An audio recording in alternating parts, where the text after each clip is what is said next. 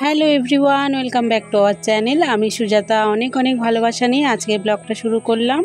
আশা করছি তোমরা সবাই খুব ভালো আছো। সকালের ব্রেকফাস্টে আজকে ডিম টোস্ট করছি হচ্ছে আলু দিয়ে ডিমের স্যান্ডউইচ। কালকে সোনার আবদারে সকালের টিফিনে স্যান্ডউইচ বানাচ্ছি, আর এর সাথে গরম গরম লিকার চা, আজকে না দুধ চা বানিয়ে দিয়েছি বরকে, কারণ ও এর সাথে কম্বিনেশান এটাই বেশ ভালো যায়। তার জন্য বর নাইট ডিউটি করে এসেছে, ওকে আগে খাবারটা দিয়ে দিই। আজকে সোনা স্কুলে যায়নি, তাই আজকে আমার এক্সট্রা কাজ আছে সকাল 7টা থেকে একদম কাজে লেগে পড়েছি। আজ স্কুলে যায়নি যেহেতু ভোর ওঠার কোনো দরকারই ছিল না, কারণ ওরা আজকে ইচ্ছা করলো না স্কুলে যেতে। তাই বললো আমি মাম্মা যে একটু ঘুমাবো। ঠিক আছে তুমি তাহলে ঘুমাও। ও তো ছোটো বাচ্চা, এখনও 5 বছরও হয়নি, যখন অতটা চাপাচাপি কোনো দেওয়ার দরকারই নেই। ছোটোদের না একটুখানি নিজেদের খেলার মতো একটু জায়গা করে দিতে হয়। ওর জন্য না ওকে অত চাপাচাপি দিই না, ও নিজেরটা নিজে ঠিক করে নেবে সময় মতো। আর সকালবেলা বাসি ঘরদোর একদম পরিষ্কার পরিচ্ছন্ন করে নিচ্ছি।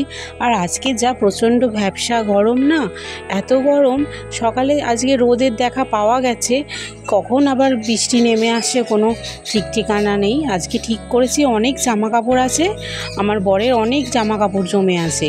আমি রেগুলার যেগুলো হয় সেগুলো কেচে নিচ্ছিলাম পাখার তলায়, আর এত ভারী জামা প্যান্ট এসব আছে, সব আজকে ভাবলাম ঠিক করলাম যে সকাল আগেই জামা কাপড়গুলো ধুয়ে নিই। তাই ধুয়ে সকাল একদম চলে গেছি ছাদে। যদিও বা আমার বাসি জামা কাপড় সকালেই ছাড়া আছে, এখন আর স্নান টান করবো না। সকালে যেহেতু জামা কাপড় ধুয়েছি, এখন আর স্নান করার দরকার নেই, কারণ হচ্ছে এখন আবার রান্না বসাতে হবে, অনেকটা টাইম লেগে যায় না জামা কাপড় ধুতে। অন্যদিন কি করি, রান্নার পরে করি। আজ সকাল ধুয়ে দিয়েছি। আজ আকাশটা দেখেছো, একদম শরতের আকাশের মতো পেঁজা তুলোয় ভর্তি। কখন বৃষ্টি আসবে তার ঠিক নেই। দীর্ঘদিন ধরে বৃষ্টি হচ্ছে না, ওর জন্য না বিছানার চাদরও জমিয়ে রেখেছিলাম। কি করব, কোথায় মেলবো, শুধু যেটুকু দরকার সেইটুকুই জামা কাপড় ধুয়ে একটুখানি জল ঝরতে দিয়ে আর পাখার তলায় দিয়ে দিয়েছি। মা এদিকে মন্দিরে পুজো দিতে চলে গেছে, মাকেও তোমাদেরকে দর্শন করিয়ে দিলাম। আর বেশি দেরি করব না, অনেকটাই বেলা হলো। আজকে লোটে মাছ নিয়েছি, লোটে মাছের ঝাল করব, আম দিয়ে ডাল করব, আর সেরকম কিছু করব না। ডালের সাথে একটা ভাজা করব, ভাবলাম হয়তো বেগুন ভাজা করব, কিন্তু আজকে সবজিওয়ালা বাড়িতে আসেনি, ওর জন্য না এই মাছই ভাজা কিছুটা রেখে দেব। আর লোটে মাছগুলো ভেজে নিচ্ছি। প্রথমে না ভেজে নিলে না মাছের একটু আঁশটে গন্ধটা না চলে যায়। অনেকে কী করে মেখে বসিয়ে দেয়, কিন্তু আমি মেখে বসিয়ে দেব না। আমি একবারে লোটে মাছটাকে ভালো করে ভেজে নিই, তারপরে রান্না করব। আবার আগের দিন ভেবেছিলাম যে একটু কর্নফ্লাওয়ার মাখিয়ে নেব, সেটা তো ভুলে গেছি তাড়াহুড়োর চোটে। ওর জন্য এমনি তেলে ভেজে নিচ্ছি কড়া করে। আর তারপরে করব, আম দিয়ে ডাল করব। আমটা চট করে কেটে নিই লোটে মাছ ভাজাভুজি করতে। আর এদিকে ডালও মোটামুটি সিদ্ধ হয়ে গেছে, আমও কাটা কমপ্লিট, আর দিয়ে দিলাম ডালের মধ্যে। আর হলুদ দিয়ে আবার একটু ফোটালি ব্যাস রেডি হয়ে যাবে ডাল সিদ্ধ। তারপরে ফোড়ন দেব সর্ষে আর শুকনো লঙ্কা। খুব ভালো যায় জানো টক ডালের মধ্যে সর্ষে আর শুকনো লঙ্কা, আর অন্য কোনো ফোড়ন এর মধ্যে যায় না। তাই ভালো করে এটাকে সর্ষেটাকে আগে ভেজে নিয়ে একটু ডলে দিই, যাতে যার মধ্যে সর্ষের যে ঝাঁঝটা থাকে না ডালের মধ্যে মিশে যায়। ওর জন্য এরকম করে ভেজে আবার ডলে দিই। অনেক সময় একটু যদি ঝাল খেতে ইচ্ছা করে না, তখন ডালটা কী করি বলো তো, শুকনো লঙ্কা কটা ভেজে আলাদা করে বাটির মধ্যে মেখে নিয়ে তারপর ডালের শেষে হয়ে যাবার পরে ফোড়নের শেষে আবার শুকনো লঙ্কা ভাজাটা দিয়ে দিই, ওটাতে আরও টেস্ট হয়। আর তোমাদেরকে বারবার বলি, আমার মেয়েটা ছোটো, ওরকম করে ডাল খেয়ে কষিয়ে ঝাল খেয়ে কোনো লাভ হবে না, কারণ মেয়ে খেতে পারবে না। তাই আমরা একটু কম ঝালের মশলা দিয়ে রান্নাবান্না করি। যাই হোক, ডাল তো কমপ্লিট হয়ে গেছে, এবার লোটে মাছটা কমপ্লিট করি। কড়াই বসিয়ে দিয়ে চটজলদি পেঁয়াজটা কেটে নিই, কারণ তাড়াতাড়ি তো রান্না করতে হবে। মেয়ে যেহেতু বাড়ি আছে, বারবার করে আমার কাছে আসছে, বেশি ও রান্নার কাছে এলে কোনো তেল ছিটে যাবে, ওর জন্য তাড়াতাড়ি করে আমি রান্না করে যে পেঁয়াজটাও চটজলদি কেটে নিয়ে কড়াই বসিয়ে দিয়ে একদম টপাটপ করে কেটে নিচ্ছি। নিয়ে ওর মধ্যে দিয়ে দেবো পেঁয়াজ। আর এদিকেও জানো তো খুব মেঘ করে এসেছে, ওর জন্য আরোই টপাটপ করে, কারণ ছাদের মধ্যে অনেকগুলো জামা কাপড় মেলা আছে না, সেগুলো আনতে যেতে হবে। আর বরের নাইট ডিউটি, বর তো এখন হেল্প করতে পারবে না, কারণ সারা রাত জাগা থাকে না, ওই জন্য ওকে একটু ঘুমাতে তো দিতে হবে, বাইরে একটু না জেগে থাকে। আর সকালের দিকে ডিউটি থাকলেও আমাকে যতটা পারে সাহায্য করার চেষ্টা করে।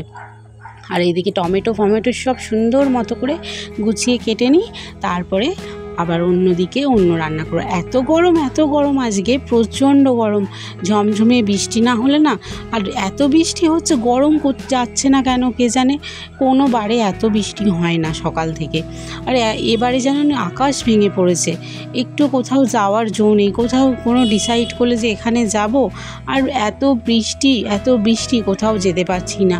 ওর জন্য এই বাড়ির মধ্যেই আছি, তোমরা তো দেখতেই পাচ্ছ। আর শরীর খারাপও মানুষের হচ্ছে, এত বৃষ্টি, ঠান্ডা গরম, কিছুদিন অন্তরই মানুষের শরীর খারাপ হচ্ছে।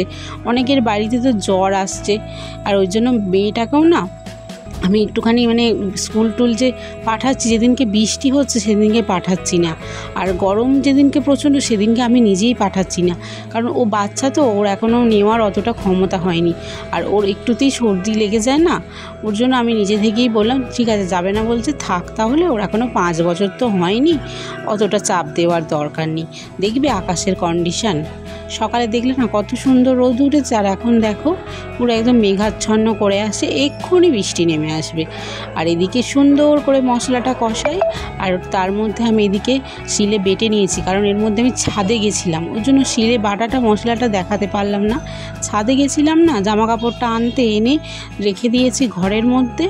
আর এদিকে মশলা সুন্দর মতো কষিয়ে, লোটে মাছটা তো ভেজে রেখেছি, চটজলদি রান্না হয়ে যাবে, পুরো একদম 12টার মধ্যে রান্না বান্না সব কমপ্লিট হয়ে যাবে। একটু যদি বাচ্চা কাচ্চা বাড়িতে থাকলে না, একটু যদি সকালবেলা সব ফিক্সিং করে নাও যে এই টাইমের মধ্যে এই টাইম করে নেব, তাহলে না একদম সুন্দর মতো রান্না হয়ে যায়। আর এই ভদ্রমহিলাকে দেখো, বাড়িতে সব কাজকর্ম করে এসে লেবারের কাজ করছে। আমরা ভাবি যে আমাদের কষ্ট হচ্ছে, দেখো ওনার কতটা কষ্ট, উনি বাড়ির কাজকর্ম করে আবার বাইরে পেটের জন্য বাইরে কাজ করছে। তার তুলনায় আমরা অনেক ভালো আছি। তাই অপরের যে সুখে আছি এরকম কোনো চিন্তাভাবনা করবে না, নিজের সুখেই নিজেরটা দেখো, পরেরটা দেখে কোনো লাভ নেই। আমাদের থেকে অনেক মানুষ আরও কষ্টে থাকে। এই কথা বলতে বলতে মশলাটা আস্তে আস্তে করে মাখাচ্ছি যাতে না ভেঙে যায়, কিন্তু ভাঙবে তো শিওর। আমি অত ভালো রাঁধুনি না যে আমি সুন্দর করে গোটা করে করবো। আমার ঠাকুমা শাশুড়ি গোটা করে মাছের ঝাল করে, আমার শাশুড়িরও ঘেটে যায় আর আমারও ঘেটে যায়। আর মাও নিচে লোটে মাছই করছে, আর আমিও এখানে লোটে মাছ করছি। ভাতও অলরেডি হয়ে গেছে, আর রান্নাও আমার মোটামুটি কমপ্লিট হয়ে গেছে। ভাতটা ভালো করে ফ্যানটা ঝরিয়ে নেব। দুবেলার রান্না না একসাথে করে নিচ্ছি, নাইট ডিউটি না, সকাল রান্নাটা না করে নিলে সন্ধেবেলা আবার সেই রান্না করতে হবে, 5 মিনিট বসতে পারা যায়। আর সন্ধেবেলা তো রুটিই করে দিই সম্ভবত, কিন্তু এখন একটু ভাতই খেয়ে যাচ্ছে, গরম না, গরমে ভাতটাই ভালো। আর লোটে মাছের সাথে আম দিয়ে ডাল আর মাছ ভাজা কড়া করে কিছুটা তুলে রেখেছি, আর ওটা দিয়ে আজকে জমে যাবে। চলো তাহলে ভাতটা বেড়ে নিই। রান্না তো হয়ে গেল, আজকে তাহলে গরম ভাত, তার সাথে আম দিয়ে ডাল, মাছ ভাজা আর লোটে মাছের ঝাল। আমরা তাহলে ভাত খেতে বসছি। আজকের লাঞ্চের থালিটা অসাধারণ না, শুধু মাছ আর কোনো সবজি নেই, কারণ বর্ষাকালে আর কি হবে বলো, বর্ষাকালে তো ডিম ভরা মাছ খেতে হয়, সবজি না হয় সারা বছরই পাওয়া যায়, কিন্তু মাছ, ডিম ভরা মাছ তো বর্ষাকালেই পাওয়া যায়। আর লোটে মাছটা তো এই সিজনে একদম পারফেক্ট। আজ তাহলে আসি, সবাইকে টাটা।